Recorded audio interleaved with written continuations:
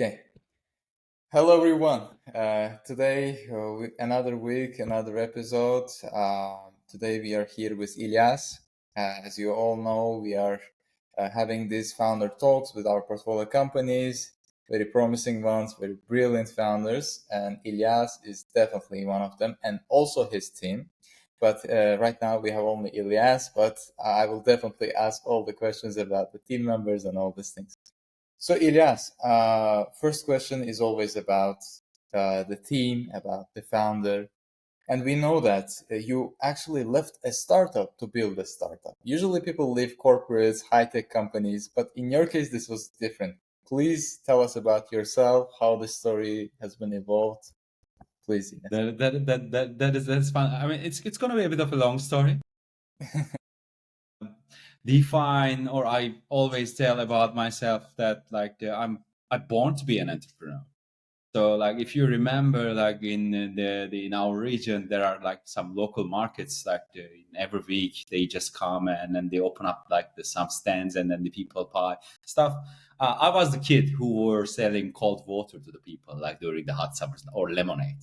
So like Okay. when I was even 7, 8 years old, like I was always looking to be an entrepreneur too. So I like to be achieving things, and then I like to do or produce something. Like our ultimate goal is in also Replenit is to bring something valuable to the market, thanks to our past experience and in everything.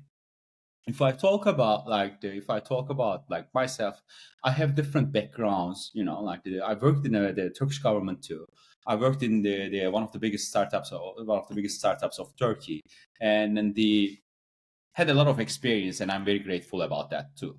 Like what we also see, like when you're working on a startup, you are seeing that there is also further challenges for your potential customers are like experiencing, and one of them was the recurring purchases, how we can sustain the recurring purchases, how we can impact the customer lifecycle management, how we can take advantage of the AI, and then the utilize and bring some self-sustaining platform where the retailers or potentially our customers take advantage of it and have a better customer lifetime value in the long run. So like that was the idea, but where it came from, of course, our past experiences. So we also get together with my co-founders. They all have the same background, like myself. Like we worked together. We were also some of them also were my team members, and then we were always talking like the retailers need a solution like Replenit, and then we were getting these feedback, and we said that why we are not doing it. I'm not telling that my previous experience the was bad or something, but like sometimes you feel that you completed your mission, and then you start seeking for new goals or new missions, and then we define that like the Replenit will be our like the mission from onwards, and then we are very grateful that Caucasus Ventures like they helped us bootstrap it, and then they helped us to the pre-seed investment. So we are here today, things are going good. We are seeing great support from Caucasus Ventures. I can definitely tell the entrepreneurs who are going to listen this, definitely you guys need to work with Samir and the Mr. Mamad. Thank you so much for the great words, Ilyas. But this is not only about you, right? You have a Yeah, great team. And it's not two people, three people, four, five. It's six co-founders. Whenever seven. there are a lot of people, a lot of problems, I mean, of course, if you have more people, you have more upside, more potential. But how about bringing together all these people together and making them believe into one vision and going after it? How it started? Hmm. Hmm. Hmm. Actually, very challenging, I can say. Like you said, they're great people. They're a great Yeah, team. They're extremely smart people. Managing extremely smart people is extremely hard. So extremely. I can definitely, and then the keeping them motivated is also the same way. But like the one thing we know, all of us, we work together. That experience gave us an understanding what are the things and the way we do the business. So based on past experiences that we have, we sit and talk. What we were expecting from each other even before launching the MVP, and then we write them down. Really, like it is written like our, how can I say, grand book, that like what will be the Replenit's ultimate goal in the long run, and we committed on that. So I always like this saying, like it was that time they should be disagreeing if they didn't like something. But like right now, they should be 100% commit, and then I am 100% sure that my team, my co-founders, are 100% commit to the ultimate goal that we set for Replenit. That's why we are going to the same direction.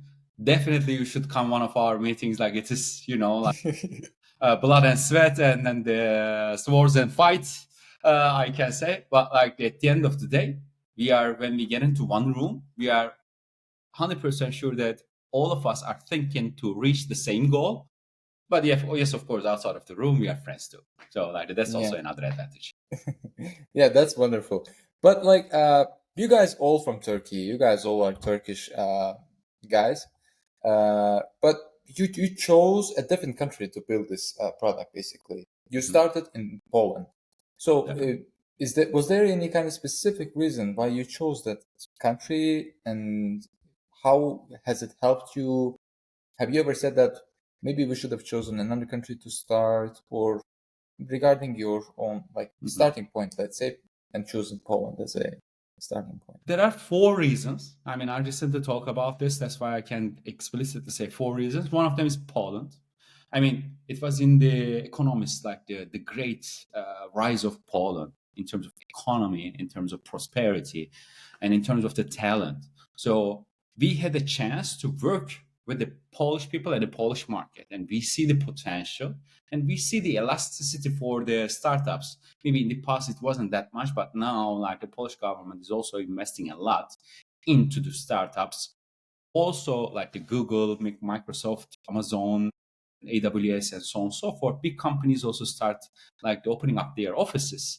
Thanks to that, like for example, we have been selected to Google for startups, and then they are helping us, they are supporting us too, and then we are taking advantage of their, like the Google campus too. So that's also an advantage. Startups are kinda rising new, how can I say, pillar in the business vertical. So that's why we wanted to take advantage of it. Second thing, there are some regulations.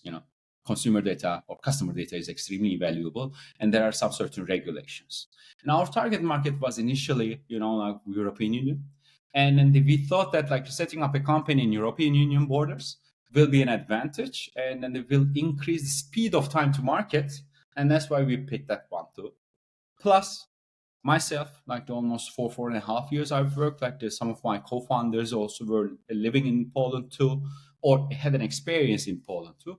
We knew how to navigate in the market. We knew the right connections, and then we just wanted to be there. And then the fourth one, I always tell, Polish people are great.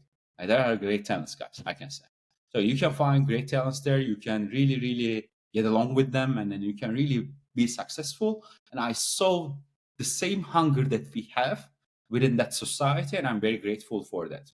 In the future, there might be some different plans depending on our strategy, but so far, I never thought of, oh, maybe we could set up our company in different country. No, I didn't think of that.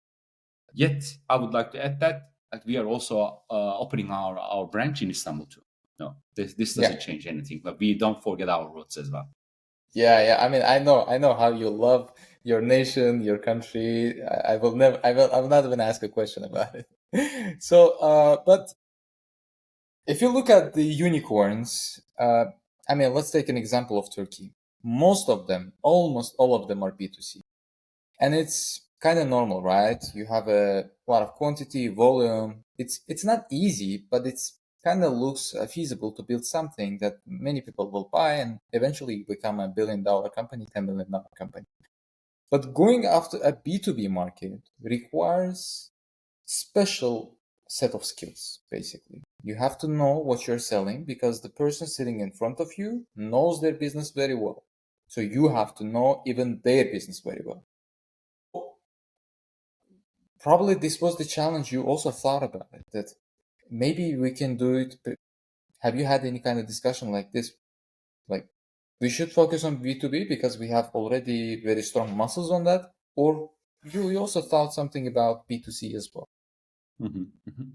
I mean, there were ideas among us doing some other projects too, but if you look at the founders' background, you will realize a couple of common things among us. Like one of them is our Martech experience. So we have really, really almost like in total cumulative way, 40 years experience of marketing technologies and software as a service technologies. We also like the work supported in different regions of the world. Like what I always say this, like people, one of the person that I did the interview, maybe it sounds a bit of an arrogant, but I'm just telling that like we kind of position ourselves a startup, sun never sets on it. So because we have clients from Chile to Australia, and then we have managed to achieve that like around 8 9 months.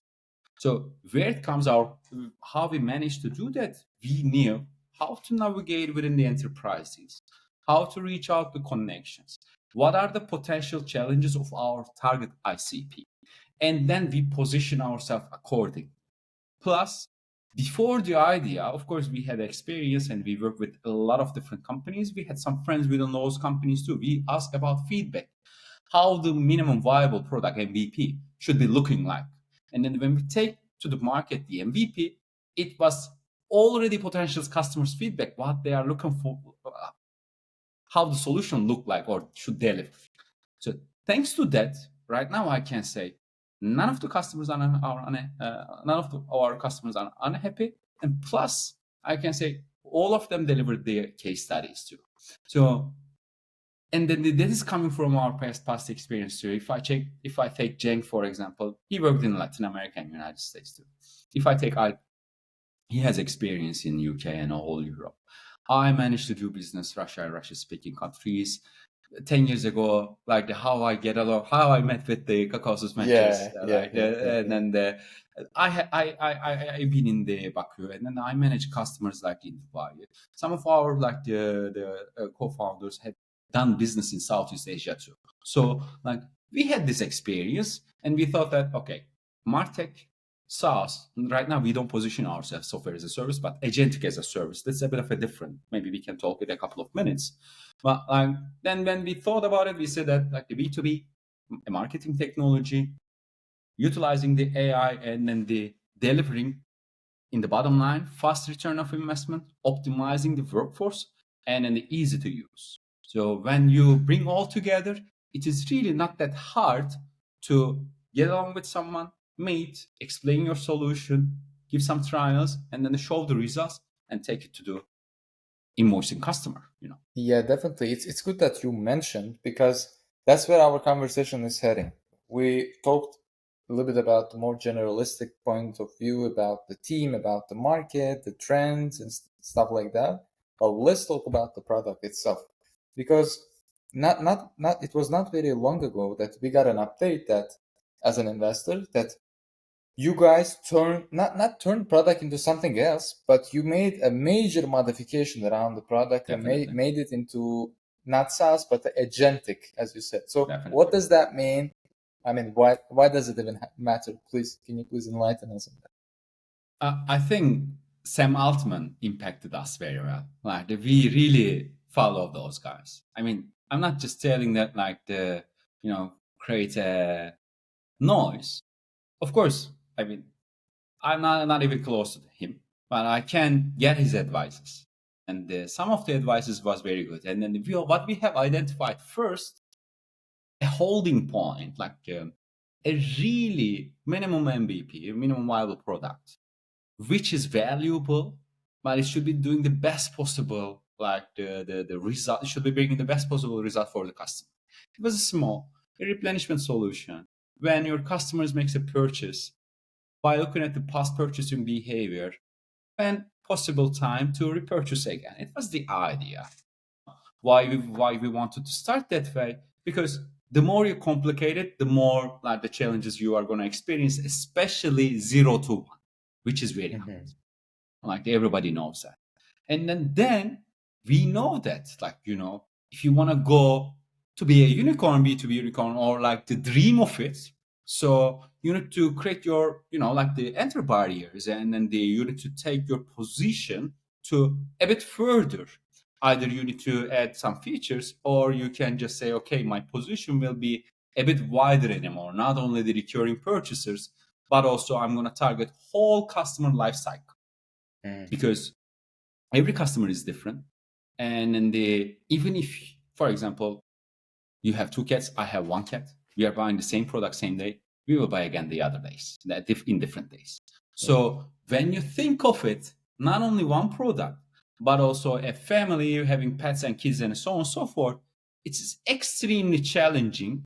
We thought that we thought that AI can help us to identify those.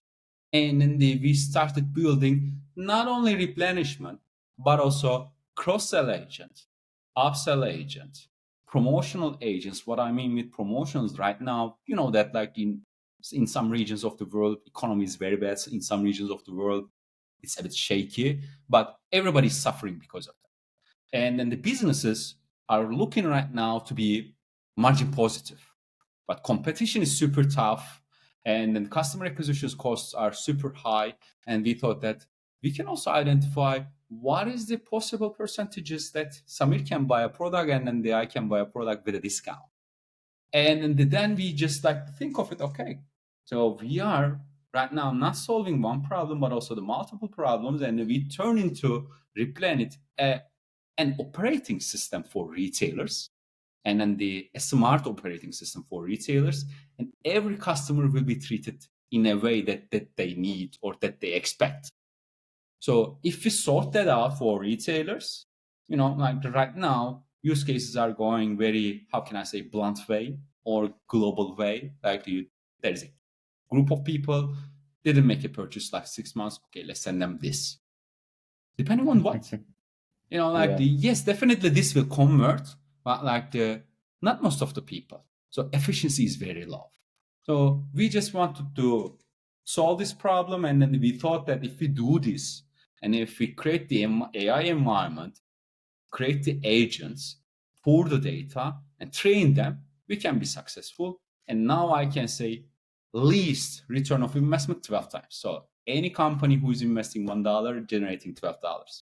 And then we saw up to 33x return of investment too within our customers too. Yeah, yeah, yeah. One of the things I love about you is that you guys don't keep secrets. I mean, your achievements, you don't keep them secret. You blast it out on the LinkedIn, on the announcement, on the newsletter. I just got a newsletter from you regarding one of the Yeah, announcements. yeah, So, and this is very important, right? Because as you said, I mean, it makes so much sense as you talk, right? So you don't start with a product. You start with talking to clients, what the problems are. You come back to the product. You make it in a way that it somehow works in the market based on those feedbacks. And then you are like, the world is evolving. It's AI age. Startups are disrupting startups. So we have to adjust and we have to make the service span broader. But and also, like, how does it affect on your strategy to go after a certain vertical of clients, let's say? So you started heavily on beauty, cosmetics, skincare, because these are the ones that are being replenished very often. definitely, definitely. So how do you define those verticals, and what would be the next set of verticals for you to go after? Definitely. Great question, by the way. Thank you very much. The first one, like the hiding the things. We know that we need marketing, but we are not doing it for marketing. Very first one. So, like, we need brand exposure. And then the best brand exposure with your I mean, they can be done by the achievements, not the fluffy words.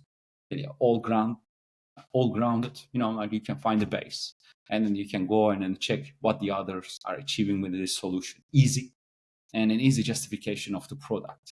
And the second one, like we are doing something really new. And then the one of the things like we know that like the Martech sphere is like a red ocean, big giants, thousands of solutions, but AI will transform it. So like what we found a blue ocean within the red ocean, and then we just want to take advantage of this transformation and help the existing solutions. Newsletter was about it, and yesterday we publicly published too. And we are not afraid of if somebody else does replenishment as well or other agents too. There will be happening, And like some people will also see maybe in different regions of the world. In Australia, someone will see it and then they will do it too. I'm happy to have competitors because if there is no competitor, we are not gonna, how can I say, develop or like strengthen our muscles. And then if there is competitors, like this blue ocean, this red ocean, yes, there will be a transformation, and then it's gonna be yet again blue ocean for potential startups too. So it will help me. That's why I don't have any like the problems of hiding what we are doing. Our like the API documentations, everything is publicly available on our websites too. So if Mm. someone does it, because not only the idea is enough, you need a proper team, you need a proper investor, you need a proper support, you need to you need to get some advisor from the market. One of the biggest challenges building an AI solution is the domain expertise. Yes, we have an idea, but while we are building the product, we have 25 people that we are talking constantly, we are investing in with them, and then they are telling us how this product should behave when it's being used. So when you get together all, you have a chance to success.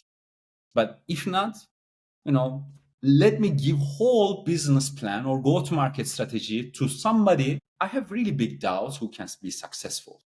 Otherwise, I knew the idea of replenishment last 7, 8 years. There's a challenge. Why I did last year at the beginning of this year, needed a proper team, needed a proper funding, needed a proper experience. So it's not enough, and then I do recommend the startups or founders, don't hide it. Of course, they don't share super confidential information, your income, your revenue, and so on and so forth. But how the product first? Make it publicly. Don't afraid of completion, and I have never afraid of. And then in my Exactly. past experiences, I beat really, really big giants when it comes to RFPs, when it comes to competitions, head-to-head tests. So I like, competing with people. That's really interesting because about the competition, there are a lot of different aspects. One of them says that competition is very healthy, we grow together. And some group of people, including myself, say that build sort of a product that has no competition in it. So what's your unique way of doing it in a way that even if there is a replenishment software or something similar to that, but you're like, it will never come to close to ours. So what's that? Is it this the treatment that you have? Is it this customer service or is it the product flow? What is that secret sauce? I think, there is no one solution fits for all. But Mm-hmm. one of the strongest muscles that we have, we adapt. Mm. Our team adapts. So, this is also our past experiences too, depending on the past experiences too. We work with enterprise clients, and in the every enterprise client has way of doing business. Different stakeholders, different flows, different expectations, different security or legal. How can I say? Checks, due diligences. So we had those, and then we know this. We are not pushing our customers. Once they say us, okay, Ilyas, this is a great solution, we would like to try it. We just say, how you do your business. When there is a new vendor on board, we get them, their understanding, and we adapt it for our for our common interest. And we say that this is your project design, this is your implementation timeline. Let's commit together, and then at this day, let's review the results together. So what I can tell over here, manage the expectations right. You are going to be successful. Because if you tell everything, oh, it's going to be rainbows and sunshines, you're not going to do anything. No. And they will be frustrated, even if your solution works very well, even way more than expected, because you are not managing expectations. Thanks to our heavy customer success background, we have those muscles and we adapt it. And I'm also experienced team. I'm lucky a bit. I also had the chance to hiring really experienced, great people. So far, we are acting like a one person within the company, but everybody delivers and everybody knows what they are doing. So there are advantages and disadvantages of being experienced, right? It's Definitely. it and when we look at your fundraising, we can see that so you didn't really need too many road shows, too many meetings. You closed it in a very fair time.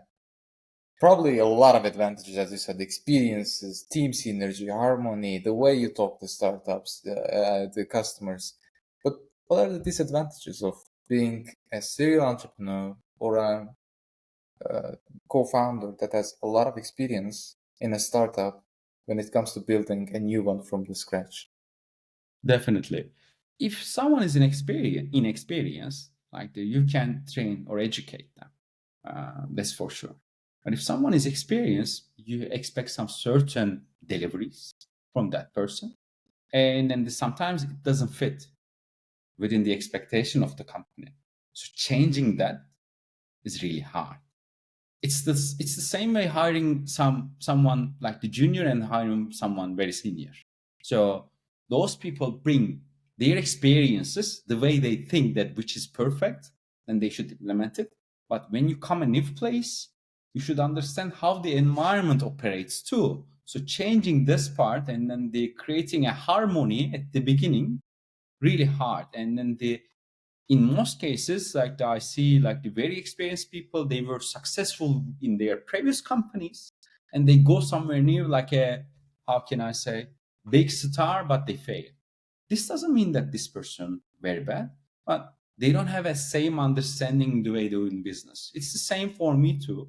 So if I come to the first question you ask, I knew my founders how they operate. So I even understand from their gestures and mimics whether they like the idea or not, or we should discuss further.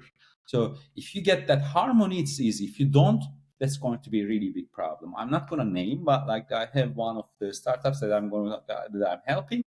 I see that those commitments are missing. Co-founders are different, thinking differently. They're already late, and then they start blaming each other. If you find the really good co-founders, good team people, you just need to write down what are your expectations from each other. We are working years, and then I know what my CRO is expecting from me, and then I know he knows what I'm expecting from him too. And after that, it's a matter of execution. You should commit, you should deliver, and then sometimes it's not going to be successful, but you shouldn't be afraid of. If you are if you feel that you have done everything, you should find why it wasn't successful and how we can prevent it in the future. And I always tell this, the early stage startups, money is scarce, and then they don't be, you should be always calm. Don't get super stressed, super angry, because these are the people, these are the partners that you have, and then you are working together. So many things, but the experienced people, if you get back and changing their ideas, their experiences, what is good or bad, is really really biggest challenge. But for me, it's not a, how can I say, for me it's not a big challenge because I'm working with my founders. But with some new hirings, we are gonna see, we are gonna get along. Yeah, yeah, lucky you, and that sense, lucky you, because it's not as easy as you said. Definitely, But definitely. so as you mentioned, the stress, the exhaustion that comes with the startup. Before we start recording, you were like, I'm like, how are you? You're like, it's wonderful. You're very energetic, but you're like, oh, we are working very late. We I just had 4 hours sleep and stuff like that. But you are still showing up with a very good energy, even better than mine. How do you do that? How do you keep this work life balance? Probably you should have sacrificed a lot on your personal space, personal life. So please enlighten us about that. I will divide it into three pillars. Hmm. Very first one, if you're an entrepreneur, you really need to sacrifice. I'm sorry for that. I really don't like it too. I really would like to spend more time with my family, friends, but I love them, but I have personal goals that I want to achieve, and I'm okay with sacrificing it. The second thing, if you're an entrepreneur, pretty much there is no work-life balance. There is work-life integration. You should be able to integrate your work life together. What I can say, for example, last yesterday I was in Turkey, and then I was managing, I was meeting with some clients, and then we were in a acceleration program that we are going to be part of it. I mean, I didn't see any of my family members, but they knew that, like, that they have an understanding. So, which is coming to the third pillar. So, if you're going to jump in such a, like the ship, not only the internal stakeholders of the startup, but also your internal stakeholders within the family should know that. I talk to my family, I talk to my friends, I talk to my loved ones, I talked to my wife, and I said that, like, I'm going to invest a lot of time on this, and then you should support me. And I got their blessing, and I'm lucky in that matter too. If not, that's going to be a problem. And I always say that people have 24 hours in their life, 8 hours sleep, 8 hours, like working, and 8 hours social life. If you are sacrificing some of it, you should go and talk to the stakeholders which are impacted within the other ones, like, because you are working more than 8 hours, you are stealing somebody else's life. Sometimes my sleep, I'm impacting my health, I'm aware of that, I'm going to fix that. But, like, also my loved ones supporting me very well, and I'm very grateful about that. Yeah, probably it's like a recipe. It's like a very good guidance coming from an experience for Hopefully, those who hopefully. would like to start this journey, because it's a very heavy one. That's why, like Definitely. me, I mean, a lot of investors, we all respect entrepreneurs because the amount of work there is crazy. By looking at the Crazy. report, you're like, it's been just 1 month. How you can do this much thing in just 1 month or 1 quarter? I, So, I I know it's summer. I know it's summer. It's hard, but yeah, people shouldn't be scared of it. Uh, it's hard in terms of the effort. It's not hard in terms of the, you shouldn't be Einstein for doing this. You should be just connected. That's it. exactly. And we are coming to the end of this podcast. We plan to make it like a 40 minutes, 45 minutes. No So that's why problem. I'll have 2 or 3 questions, No problem. which, when most of them will be about the future. We will talk about the past, the current stage, and I want to talk about the future. A very near future, by the way, you will be in Baku. That's what I'm happy about. That's what I'm Definitely. End of the excited month. about. End of the month. Yes, By the way, Cenk will come and ask some certain favors, some certain introductions. You're gonna receive a huge list. We are already working on that one. that's great. That's great. I will happily do all these Definitely. things. Thank you very much, man. Thank you very Yes. much. But what about a little bit like long term? So, as you said, you are growing. You're born to global. Basically, you don't have a. I mean, you have a focus, which is Europe currently. Which path are you going to follow? So, do you see that, as you said, you're adapting? Are you going to adapt in that sense as well, or you have like this solid plan that you're going to follow? hmm And then So, like, I'm so sorry. What's expecting us for the next, let's say, 3 to 5 years on about? 3 to 5 years maybe could be long, but I can talk about 2 years because, like, we Okay, projected that. We have a solid okay. plan about it.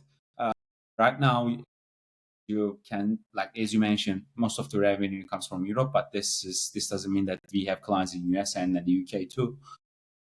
We are currently on a round, new investment round. We have commitments from multiple investors. We don't have runway problems till the end of year, until the end of Q1. So that's why we are picking from the options. To be honest, what you will see, you will hear about us from US and UK more. We are going to focus on that one. Within the new investment, we are going to step on the ground of United States and Latin America, definitely. We are already start discussing with some people for potential hiring, potential office launches. On top of that, like, the product wise, we are gonna add a really great team within this investment. I'm talking about not per one person, a team as a whole team. We are collaborating with a agency. I'm not going to share the name. I'm sorry for that. But, like, we are extremely satisfied. Most probably there might be a small acquisition on Wow, us by, yeah, that's by great. us.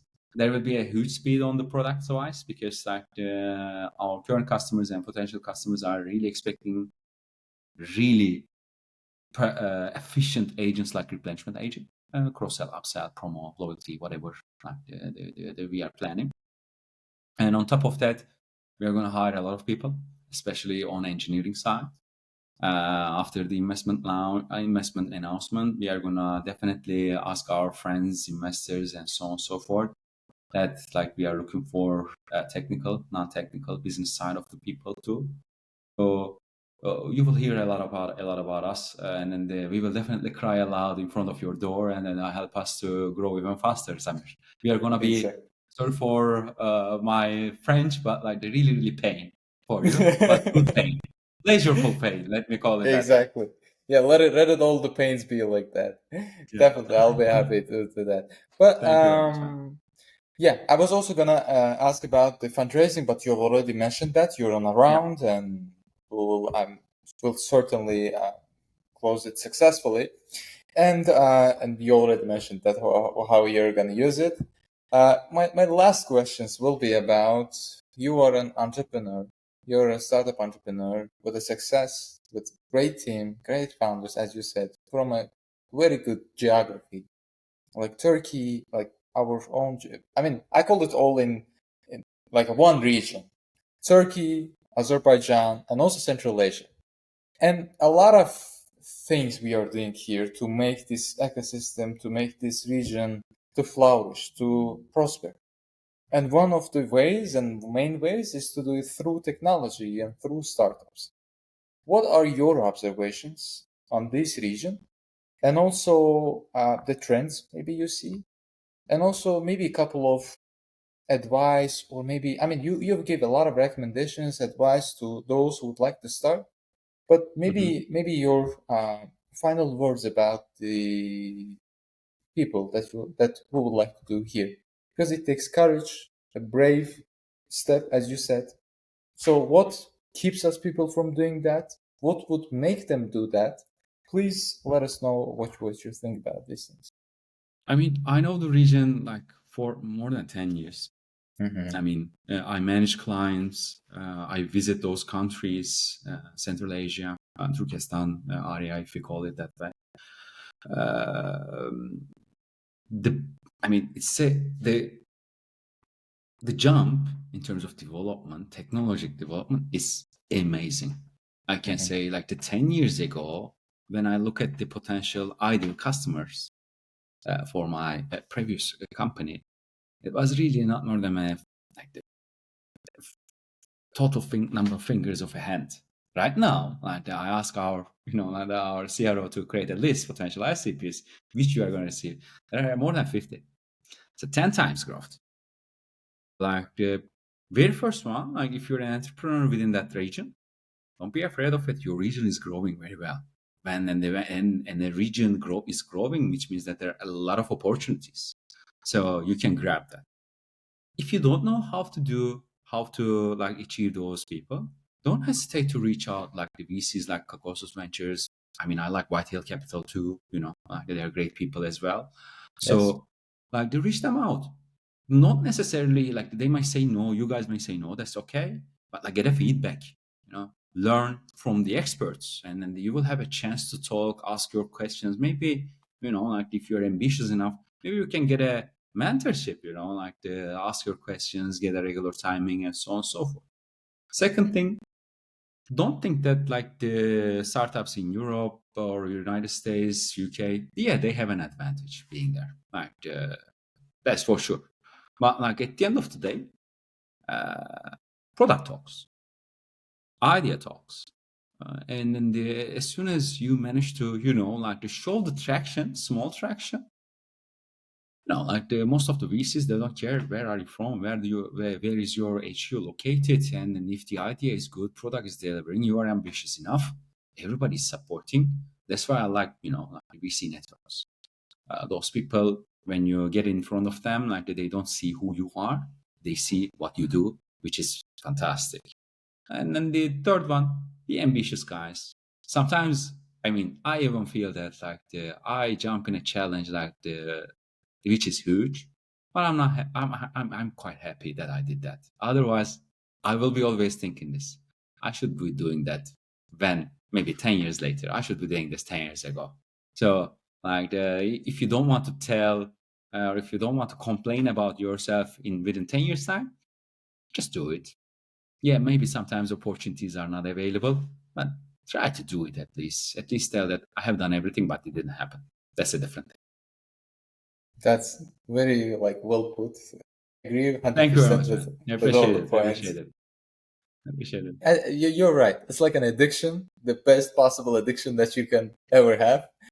Exactly. Thank you for sharing those insights with us. Elias, the conversation was flowing like a river.